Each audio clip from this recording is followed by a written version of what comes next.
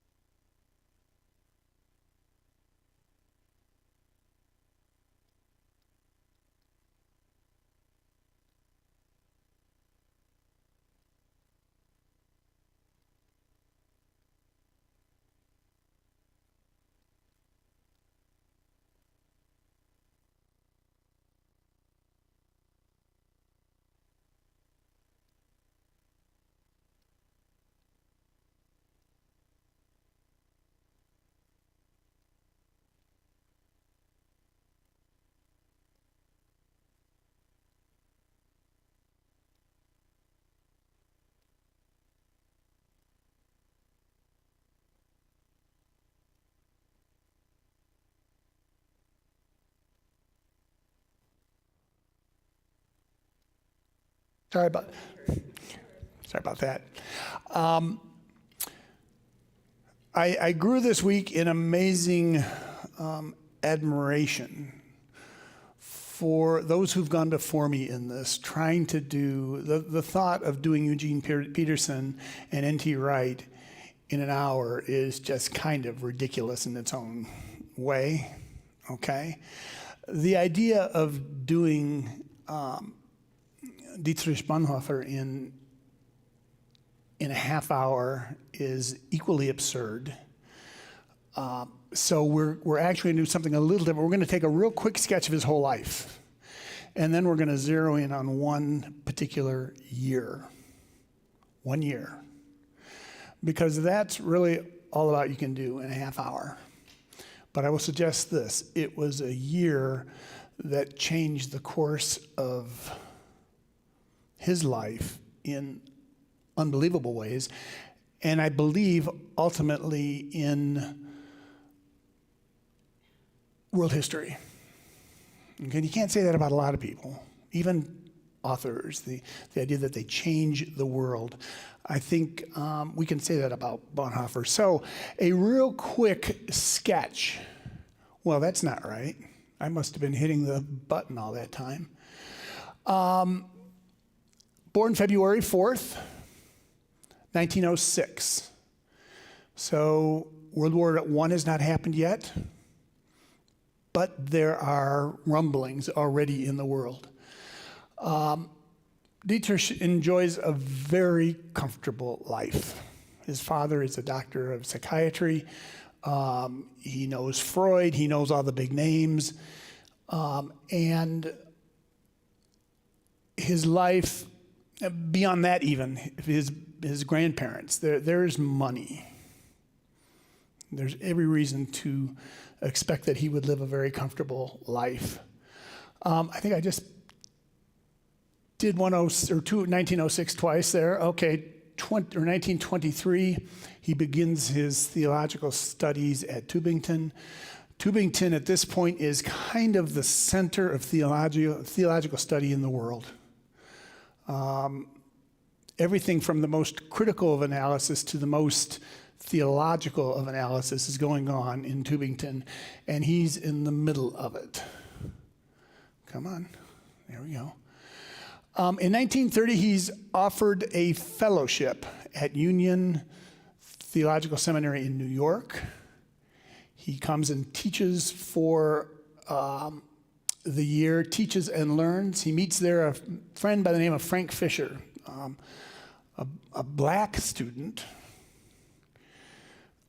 from Birmingham. His father, Frank's father, is the pastor at Sibian Baptist Church. And the preaching in Abyssinian and in New York, preaching is taking on its own unique life in the mainline churches, what today we would call the mainline churches. We'll get to some of that.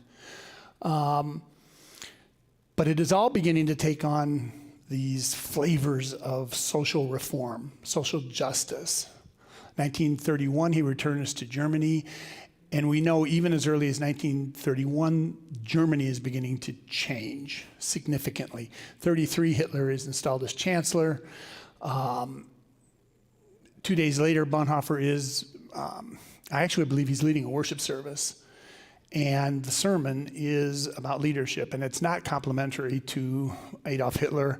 And he finds that all of a sudden his broadcast has been cut off.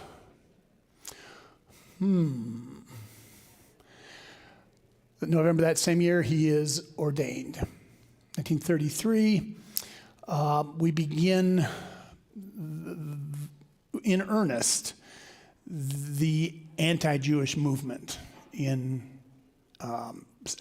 starting in Berlin and then waving out into the entire nation and even beyond.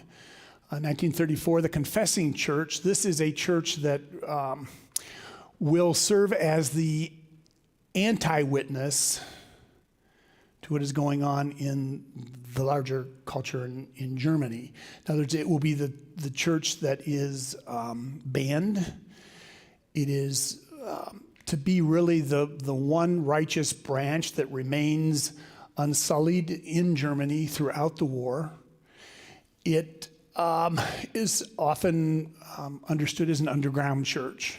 In other words, much of it runs in secret, even though there are such things as a seminary and organized classes that present to the outer world what's going on. And the whole message there is that Hitler is not Jesus. He really is not Jesus, okay?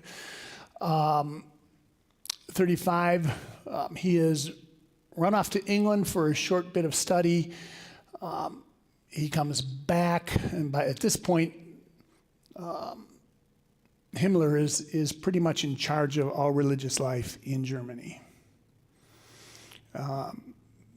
He is the head of religion in the Reich, we could put it that way. Also in that year, Jews become non-citizens. So it's ramping up.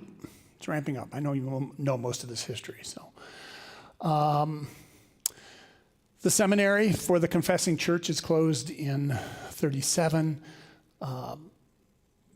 This begins the persecution in earnest of Christians who are not falling into line with the Nazi vision.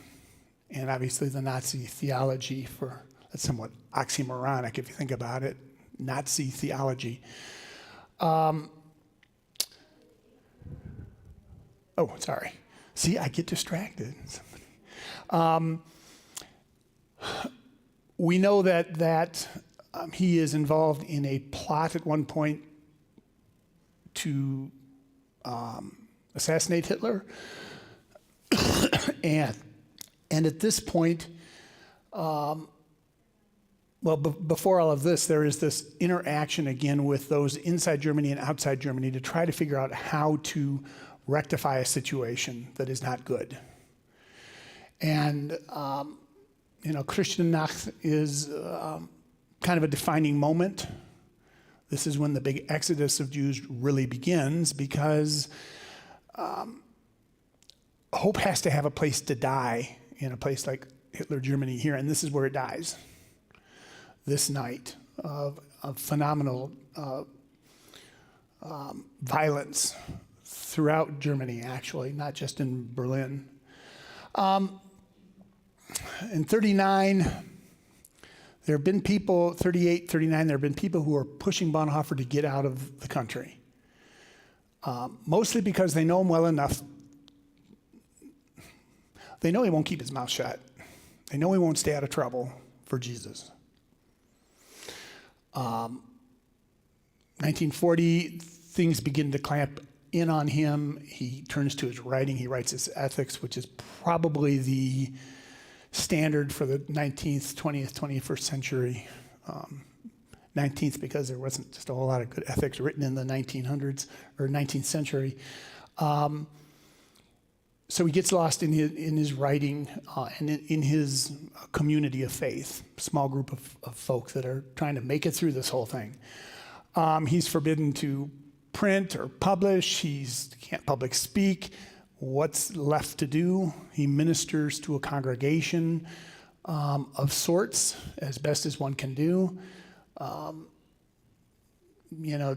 end of 41, the U.S. enters the war, actually early 42, and the Nazi conquest continues throughout 22 or 42 and 43. It just ramps up, and 44, he's arrested. Mid 1945. It all ends for him. We know the story. He's hung for sedition, for treason. Not long after that, the war comes to an end. Told you, brief biography. I want to hone in on 1930 in his life. It's a critical year. It's the year he comes to the United States. He's finished all of his academic work, and he takes this year and he sails to New York and begins a teaching fellowship at Union Theological Seminary. This is a repeat slide, if you've noticed. It's important for us. This Frank Fisher is an important guy in the life of Dietrich Bonhoeffer. And it is he who will really work in Dietrich a radical internal change, what he introduces Bonhoeffer to. So let's consider for a moment that's Union Theological Seminary. That picture's actually 1929. It is a bastion of fairly significant theological thought. Niebuhr is there at the time. Tillich will come in 33. Bonhoeffer won't be there, but it's a heavyweight place. Bonhoeffer comes, and his impression of American Christianity is he's incredibly disappointed by it. Remember, he comes from a German background, and if there's one word we're going to use to describe the German ethic, it's going to be discipline. All right? If there's one thing Americans lack, it is discipline. So he's at Union, so he is particularly ingrained in a particular stream of religious thought, which today we would call progressivism. It is the idea that the church can actually make the world a better place. that the kingdom of God, if not reachable, if it cannot be perfected in this world, we can nevertheless strive for it. And so the gospel has an awful lot to do with taking care of the poor, the least, the lost, the alone, the marginalized. What he writes, in New York, they preach about virtually everything. Only one thing is not addressed, or it is addressed so rarely that I have as of yet been unable to hear it, namely the gospel of Jesus Christ. So it stands in place of the Christian message, an ethic and social idealism born by a faith in process that, who knows how, claims the right to call itself Christian. And in the place of the church as a congregation of believers in Christ, there stands a church as a social corporation. He's come into contact with the church, much like this one, in terms of its understanding its mission. When he says the social corporation, he means community. In other words, we have things going here throughout the week, and there are ways of practicing the faith. That's not how he sees it. He sees this as busy work, and we are just too busy doing things. And the gospel, in his eye, has now been dislocated from ministry. As we don't do ministry because of anything Jesus. It's because we have this positive understanding of what culture is and what we're supposed to be in it. So we're driving towards this kingdom of God, but in Beekner's eyes, or in Bonhoeffer's eyes, we've lost Jesus in the transition. He also encounters the fundamentalist evangelical theologies that are really beginning to ramp up after kind of a hiatus in the teens and 20s, except if you're in the campus of Princeton Theological Seminary, that's a whole other matter. But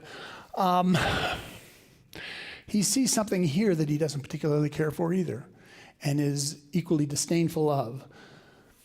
This kind of theology, remarked, revealed a different side of the American character, namely an unrelenting harshness in holding on to one's possessions either of this or of the other world. I acquired this possession with trust in God. God made my success happen, so whoever infringes upon this possession is infringing upon God. It is the beginning, perhaps, as he understands it, of the me theology. It's all about me getting to heaven, me being a success. Again, wrapped in the theology we would today understand as evangelical or fundamentalist. I've got it, I possess it, that's all there is to it. So what is he to do? I love this observation. I forget where I got it. I apologize, I did not put any of my footnotes in. The white theological imagination of the period was captured by the tension between fundamentalist evangelical and liberal versions of Christianity, okay?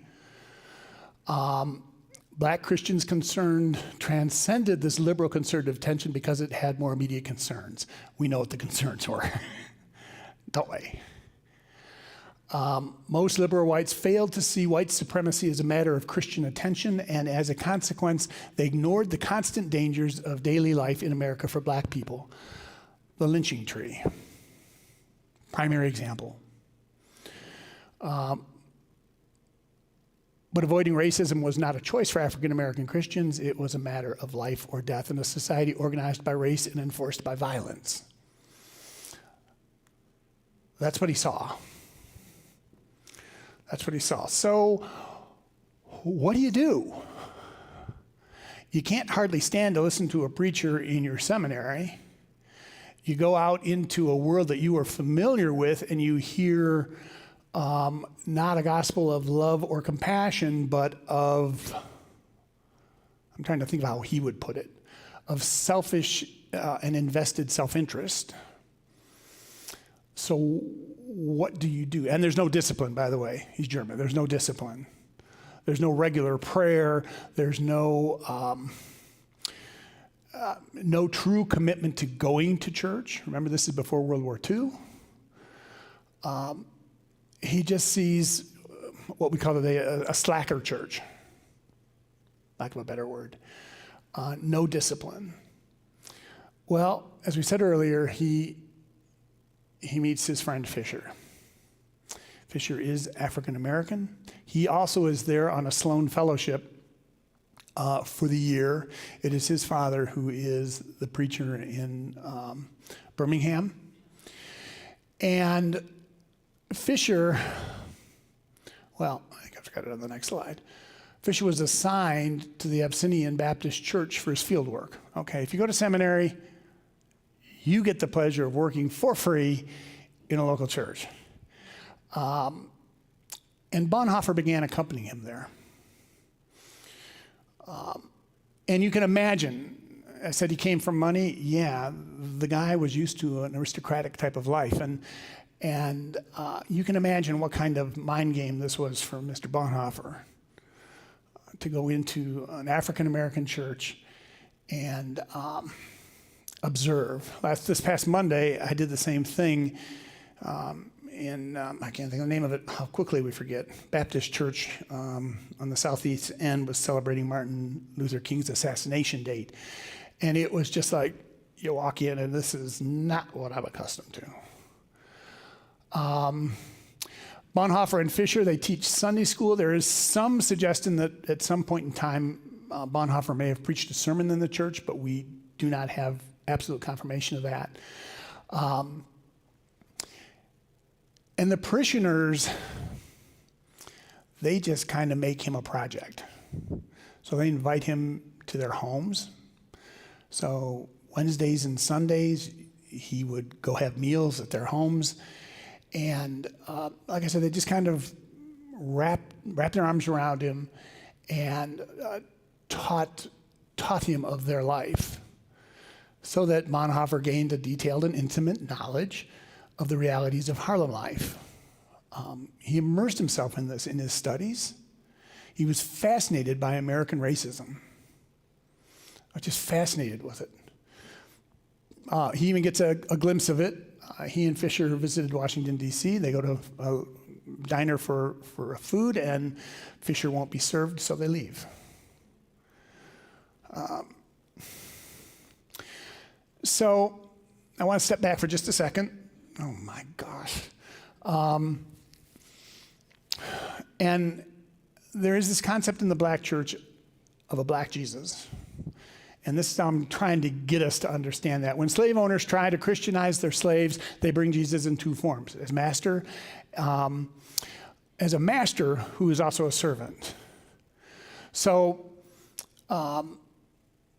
they are told, of course, that they are servants, and that's good because Jesus was a servant, but he was also a master, and so they should also follow their masters.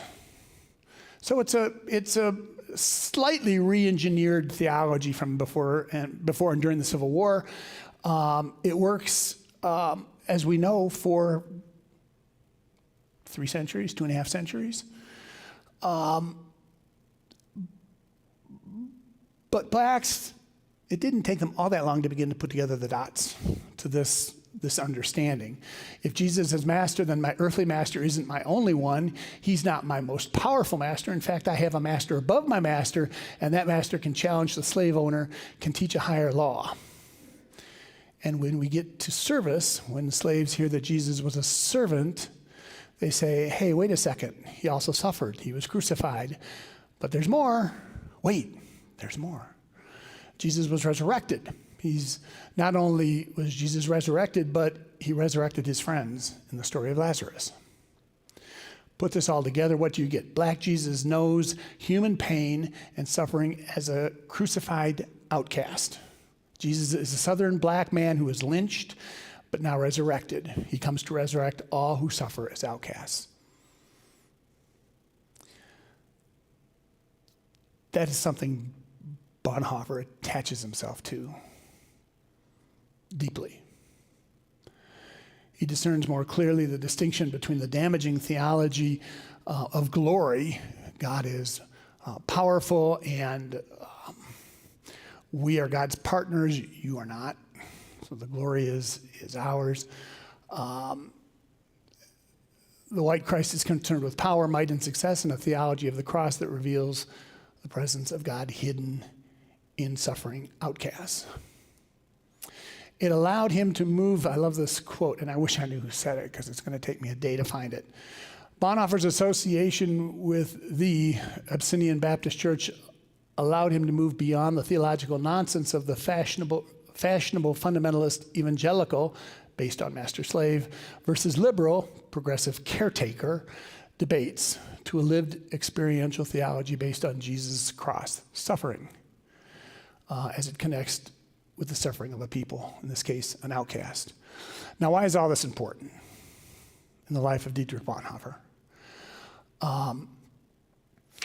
My take on it is this, that Bonhoeffer, in his encounter with the lives of those within the Abyssinian Baptist Church, allowed him to empathize with the suffering of a people firsthand, of a marginalized people, and to do so so completely that when he returned to Germany in 1931, he was very able to clearly see what was going on.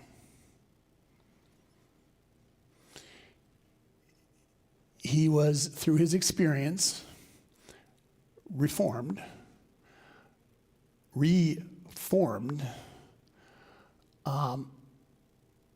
and now he had a way to act in the world that he continued to develop throughout his life. And he now takes that to Germany. And it's going to get him in trouble. We know this. Back, boy, back. The point being that 1 year in his life, when I said it changed the man, it did.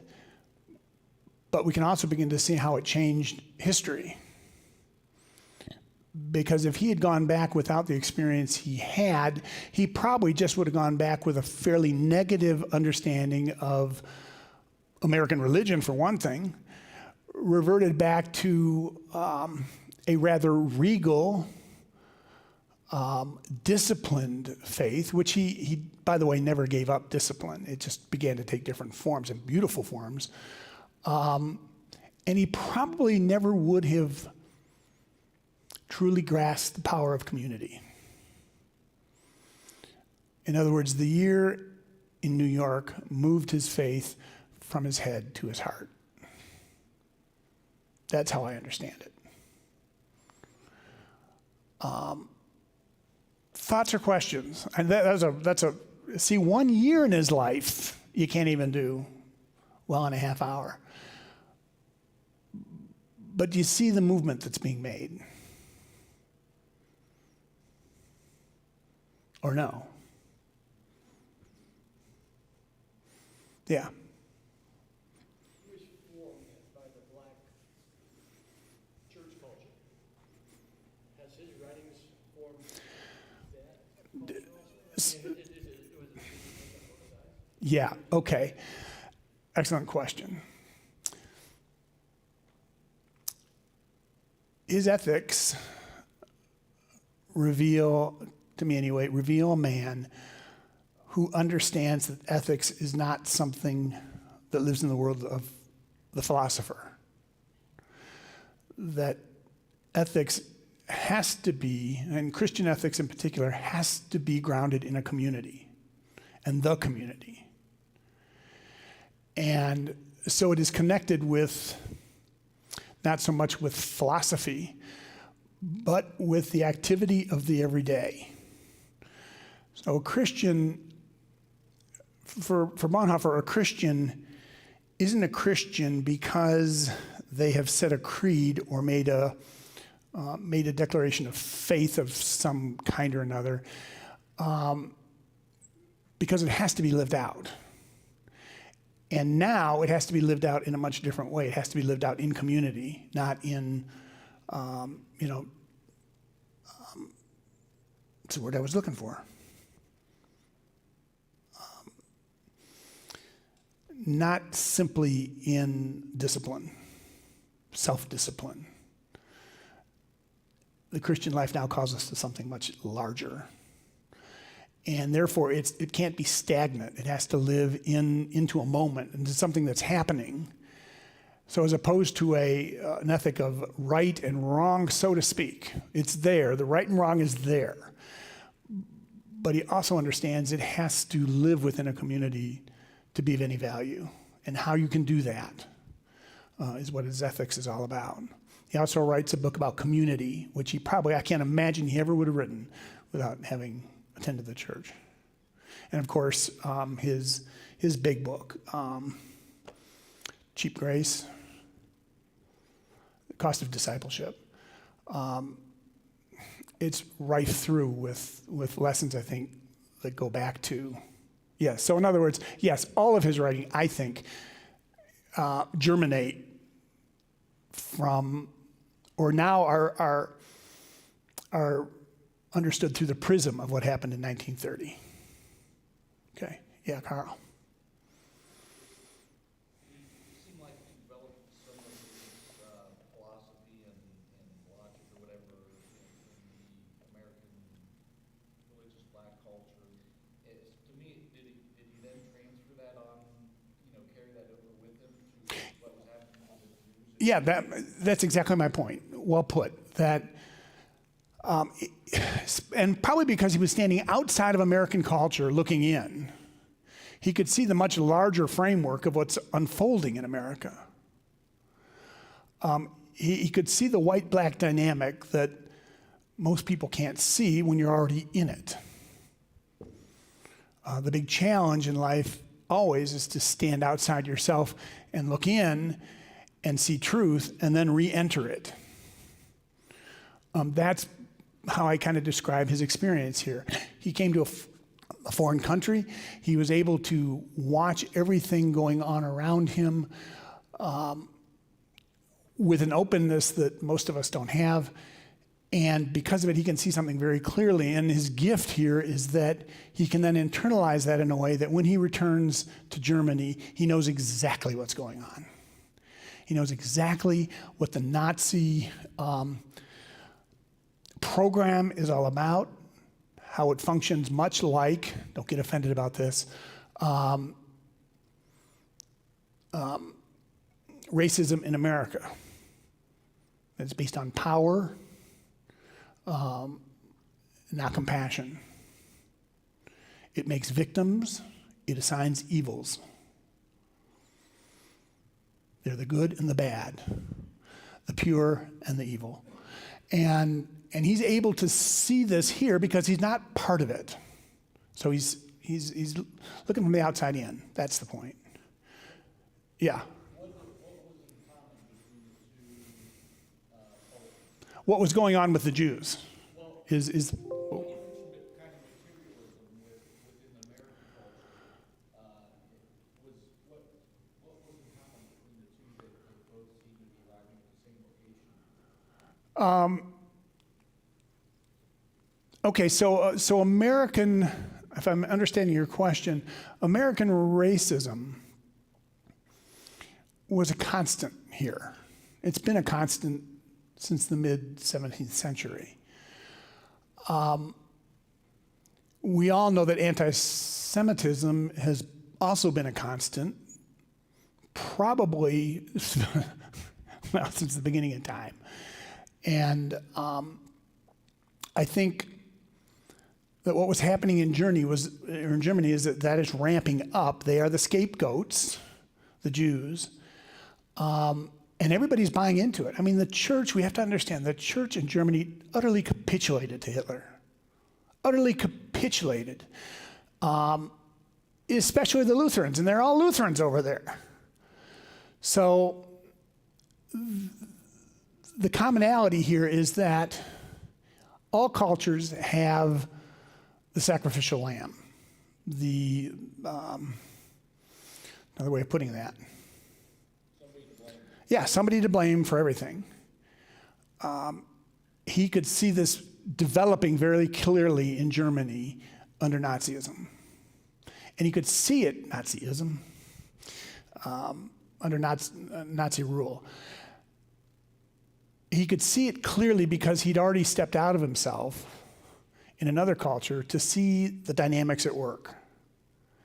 So that when he walks into his own culture again, he can put this schema on top of it and see what's going on in earnest and honestly. And of course, it's his faith that drives him from this point into action. It isn't something to write about. Let's write a book about it. It is something that he will begin in so many different ways to put his life on the line for. Daily, from really 1941 forward, but really even before then. When your radio broadcast goes off in 1936, you got to wonder, he's being watched closely from that time on. Edith. I just had a couple comments. One, in reference to your comment that looked back to American community. Just last month, I had the opportunity to go to House of Our Lord in Akron, which is an African American church. And the pastor happened to reference Bonhoeffer in reference to the sense of community. And it fit in his sermon. It was like, wow, that's really respectful of the white theology. So, yeah, I think it does translate both ways. And the second thing, when we were talking about his impact in the country, when I had the chance to go to London and Westminster Abbey, Bonhoeffer statue is carved into Westminster Abbey along with all the saints. Yeah. Yeah. If he were Roman Catholic, he would be sainted already, no doubt. He's as close, probably, to a saint as anything Protestants have. And it's not because of his wisdom, which was obviously there, but it has everything to do with his action, what he did, and the conflict he had to go through to come to it. He was not a man given to the idea of killing another person. But there he is in the assassination plot to kill Hitler. He had to wrestle with a lot of theological stuff in order to become the person he was becoming. He had to give up a lot of his, as we all do, as we grow in faith, we have to give up childish ways. And in Bonhoeffer, I think we see that so profoundly over the course of his adult life, although it's a short life. Dies at 39. Okay. Okay, we're moving on. Federer Beekner. It is hard for me to explain to you, this will be very difficult for me, just how profound of an impact Mr. Beekner is on my life and my thinking. Everything from, at one point in my career, trying to emulate his preaching, didn't work, to devouring everything he's written. He would probably strike, he's 95 years old, he's still alive, lives in Vermont. He would probably strike out at you if you called him a theologian, but he is everything. If he is anything, he's a theologian. And to give you the kind of the just in the beginning, what we see in Frederick Beekner is the power of theological, the theological memoir.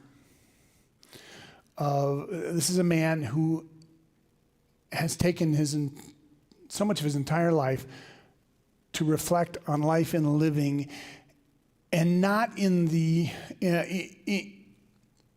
as it unfolds in the realm of God, without reducing the realm of God to platitudes or simplicities. We're talking about a man who thinks deeply about what is going on in his life and the life of those around him within the much broader context, or no, within the larger protection of a loving God. So he's anything, but he is not an evangelical. He is not a fundamentalist. He probably leans towards the progressive end, but he's too busy reflecting on his life to go work in the soup kitchen. I could reflect honestly about him too. I said he's 95 years old. He's born in 1926, July. Everything you read or I read from this point are his words. And I'm doing that for a reason. The man has a way with the language. This is what actually attracted me to him from the start, is he has a way of phrasing that delights me. It tickles me. And it astounds me. The grace of God means something like this. Here's your life. You might never have been, but you are, because the party wouldn't have been complete without you. That's a God statement. That's a grace statement. So he spends an awful lot of time reflecting on his early life. So we're going to start there. How do you tell the story of your life, of how you were born and the world you were born into? Once upon a time, you might say, because all beginnings have a legendary quality about them, a promise of magic.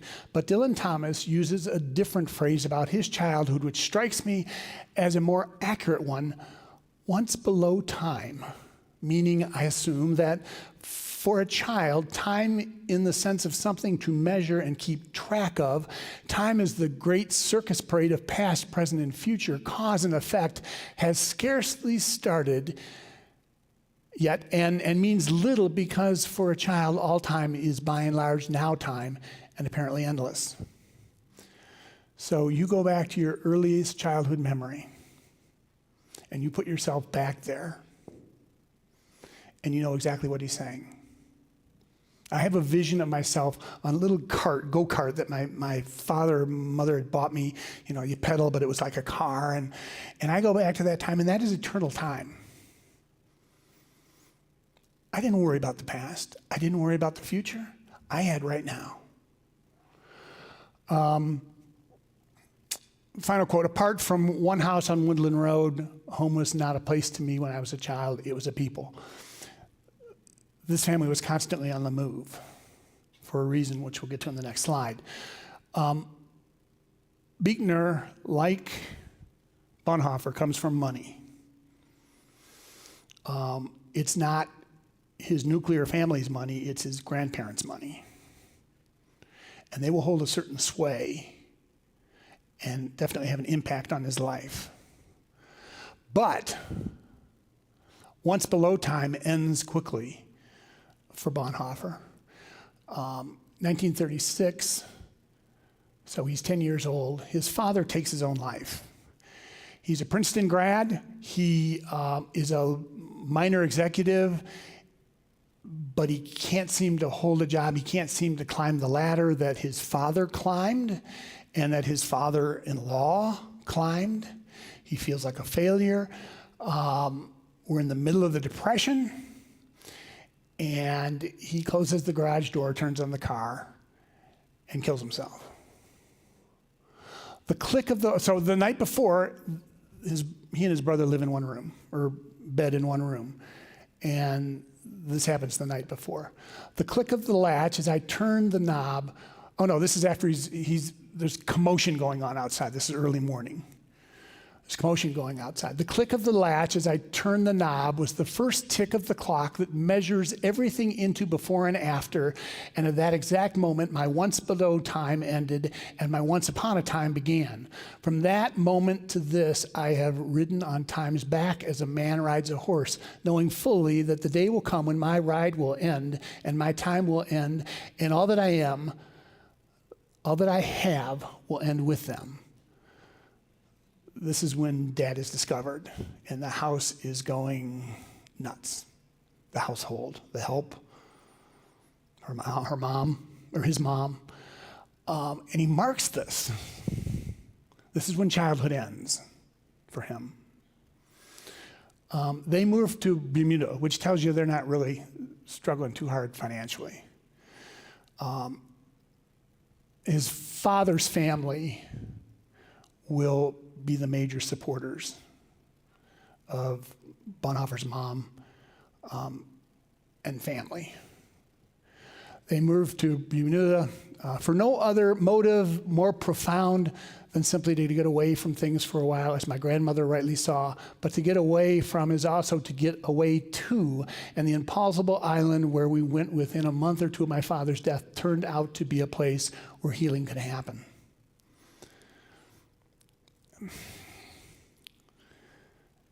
You can see two movements where we would normally see one. To get away from something is also to go somewhere, to make a move. In 1938, they moved back to the States, to Tyrone, North Carolina. In 1939, he goes away to boarding school. His mother has decided it's time. Again, you can tell money's not a real issue here. The Lawrenceville School today will cost a boarder $75,000 a year. It's one of the more elite boarding schools in the Midwest, or in the East and the Midwest. It's in New Jersey. And beyond the voice of home, there was also the voice, we're talking to adolescents here, him reflecting on his adolescence. And beyond the voices of home, there was also the voice of my own adolescent longing and loneliness, confusion and terror, which whispered to me that such inner realities were not always something you ignored the way everybody at home seemed to ignore them, but something that in the long run you have to face up to. He's got to get away. If he's going to grow up, he's got to do it on his own, in his own way, in his own terms. I needed somebody other than those closest to me to share my own interest or innerness with. I needed a home away from home, as the saying goes, needed a self of my own to be at home in, and the one who had most to lose by my breaking loose to find things was the same one who did the most to help me break loose, because after that year in Tyrone, it was my mother who decided it was time for me to go away to school. Even though she was as dependent on me in her way as I was dependent on her in mine, it was one of her greatest gifts to me.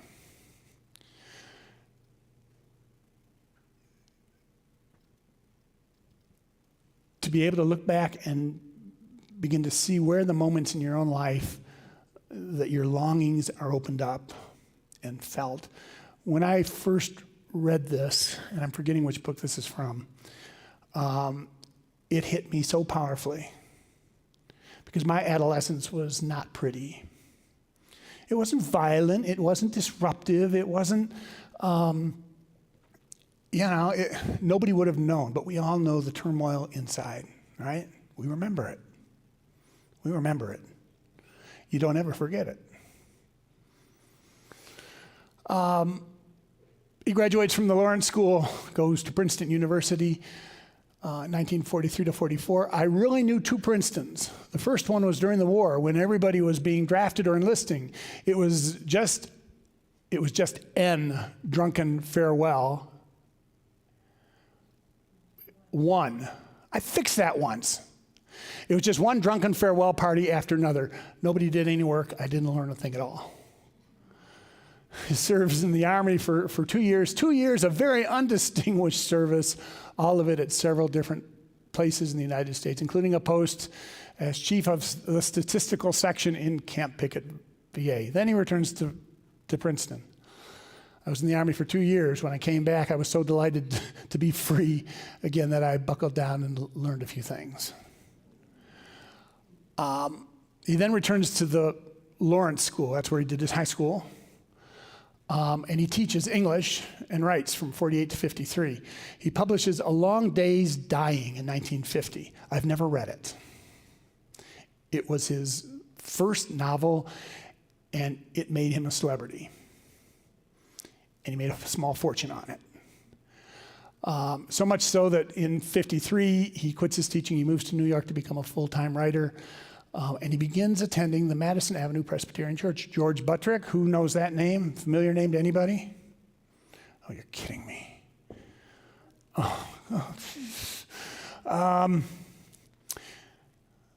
But thinking about this time, I started going to church regularly.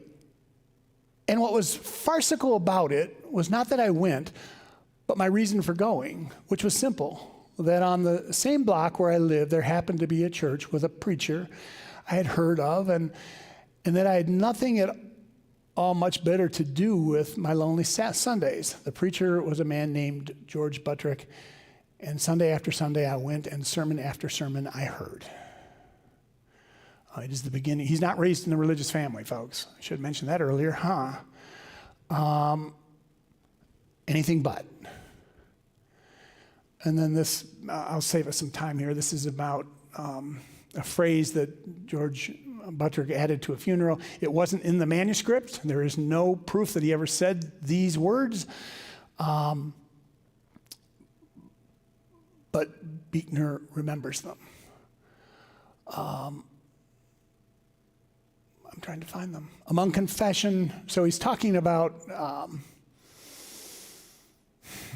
the place of Christ in your heart, of those who believe in him. And that inward coronation takes place, that moment, or those moments take place, Buttrick said, among confession and tears and great laughter. It was the phrase great laughter that did it. I did whatever it was that I believe must have been hiddenly in the doings all the years of my journey up till then. It opened a door to faith for him. So one wonders what he thought or how he perceived faith before that moment. That faith is something other than confession. It is something other than tears, something other than discipline, but laughter's involved. And that opened him up to the faith. He enters Union Seminary in 1955, meets Judith, his wife. They're still married. They're both still alive. They married in 56. He's ordained in the Presbyterian Church, United Presbyterian Church in 58. And he goes to teach at Phillips Exeter Academy, probably the premier boarding school on the East Coast in its day. He's there for 10 years. My job, as I saw it, was to defend the Christian faith against its cultured despisers, to use Schlaumacher's phrase. To put it more positively, it was to present the faith as appealingly, honestly, relevantly, and skillfully as I could. Basically, he's called there to start a religion department. And he does. By the time he leaves, it is a functioning department with not one faculty member devoted to it, but 4 full-time and several assistants. So he done good in a rather elite place. 1969, he moves his family to the family farm. There's money. In Rupert, New Hampshire, he still lives there today. He has lived there for the last 50 years, and he has spent that time writing. In 1914, he was interviewed by the Princeton alumni newsletter people. It's a fascinating interview. These are some comments from that interview, or takeaways from the author. He never was a man of idle chatter, even at the height of his career, and he does not enjoy analyzing his work in public. He never went on a book tour. He is unlike his late friend Merrill, who was known for heady talk. Beekner prefers to let his writing do the talking. At a 2006 tribute at the National Cathedral, he ended the day by urging the audience to stop talking and appreciate the quiet. Read, perhaps, is another way of saying that. To the interviewer, he responds late in the interview, I have a feeling we have talked enough, that we need silence. Not much, 3 minutes. To spend 3 minutes not saying a damn thing. Can we do that? Are we brave enough to do that? Other goes on and says, yeah, they do it. They do it. More insights about him. For a man who appreciates silence, Beekner does not claim to be, at this late stage in his life, engaged in deep reflection. So he's 88 when the interview takes place. He dismisses questions about his prayer life in the same way he dismisses questions about his writing. Nothing serious, he says, nothing disciplined. It is also notable that the Reverend Beekner does not attend church. He finds most ministers to be playing a role rather than being themselves, a pose he finds intolerable. One of the few preachers he considers authentic is his eldest daughter. Well, that's a parent for you. Ministers are supposed to say religious things, and they say religious things, he says. I always think that at some point in their lives, they were moved passionately to become preachers, but that passion has been lost under the clutter of their other ministerial obligations. What comes out is not very lively. Ouch. And he's right in so many ways. So many ways.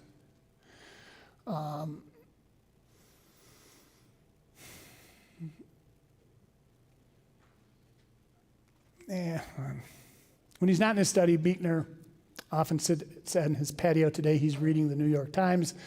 A copy of the New Yorker is by his side. He wears a crisp collared shirt, slacks, and a hat with a button that reads, "Jesus loves you, but I'm his favorite." Up the hill is his wife's garden, and further up up a grove of trees known for their maple syrup. Just some quotes to give you a feel of his writing, because that's what the charm is. Listen to your life. See it for the fathomless mystery it is. In the boredom and pain of it, no less than the excitement and gladness, touch, taste, smell your way to the holy and hidden heart of it, because in the last analysis, all moments are key moments, and life itself is grace. Life is grace, a theme. Life is grace. Sleep is forgiveness. The night absolves. Darkness wipes the slate clean. Not spotless to be sure, but clean enough for another day's chalking. Many an atheist is a believer without knowing it, just as many a believer is an atheist without knowing it. You can sincerely believe there is no God and live as though there is. You can sincerely believe there is a God and live as if there isn't. Yeah, we're all shaking our heads, aren't we? Listen to your life. All moments are key moments. Doubts are the ants in the pants of life. They keep it awake and moving. He does not have a problem with doubters. He honors them, frankly, because he knows it's the only way to authentic faith. So if you go to him with a doubt, he'll wrap you up in your doubt and join you walking it down the street.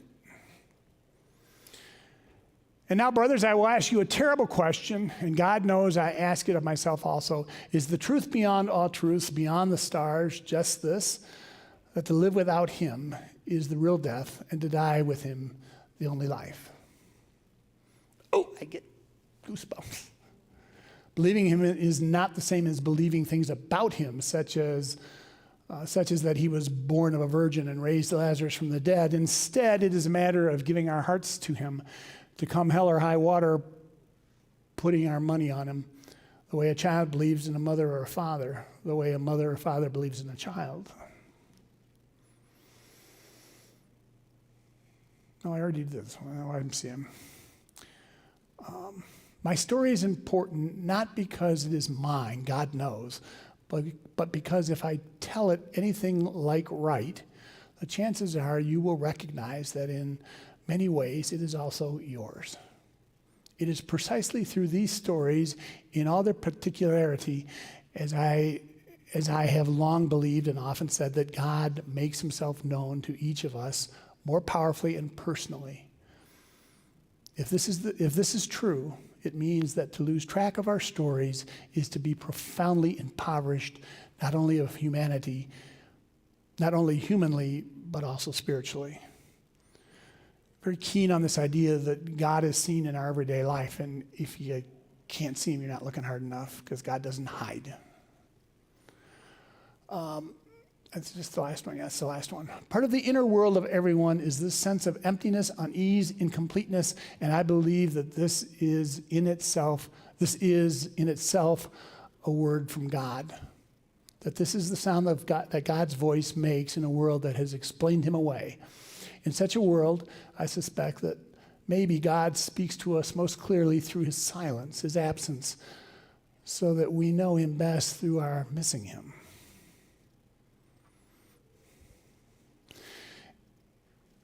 I find truth in that when my prayer life is gone to hell in a handbasket for whatever reason, in whatever season. That is designed. That's a designed play by God, I'll put it that way. Because it doesn't take long for me to notice the absence. And it is in those moments that I like to think sanctification is making yet another move, that in his absence, that absence is noted, it calls us back, and when it calls us back to a new place, not an old place. So there's movement along the road, is I guess how I would put that. I will never do this again. I will never try to cover 2 people in 1 hour. Such profound people at that. Thoughts or questions? We've got a few minutes, so. If you had never read his writings, what would you recommend for the first book to get into? Oh. A bunch of books out there. Yeah, and you'll notice they're not long books. What's the Long Journey into Darkness? The hardcover there. Is that what that's called? What's it called? No, this is Bonhoeffer. Oh. Now and Then is what's here. Hang on. No, Sacred Journey would be a good place to start. If you want to read sermons, Secrets in the Dark. These are some of his sermons. There are lots of them. My personal opinion is he was a terrible preacher. And that's why he struggled so much at Phillips Exeter. He's much better to read. So sermons would be this. I think a really good place to start, where is it? That's it. Was with his first memoir, The Sacred Journey. This is the only picture, by the way, that has been published of his father. That's not Beekner, that's his dad. It's a low quality, but it's the only one published publicly.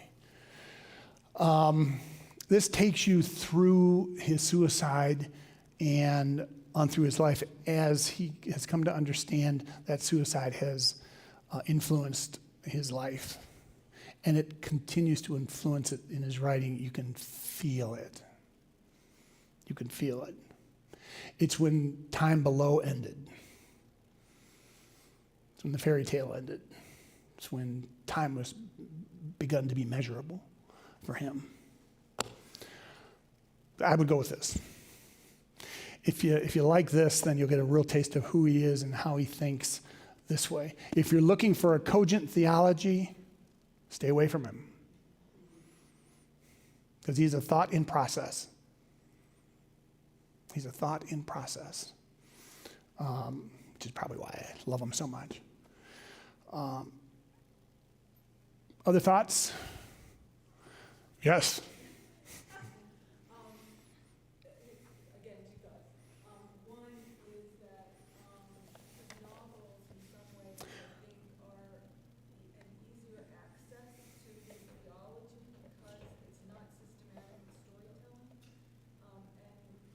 it holds exactly what's been said in terms of the doubts, even if they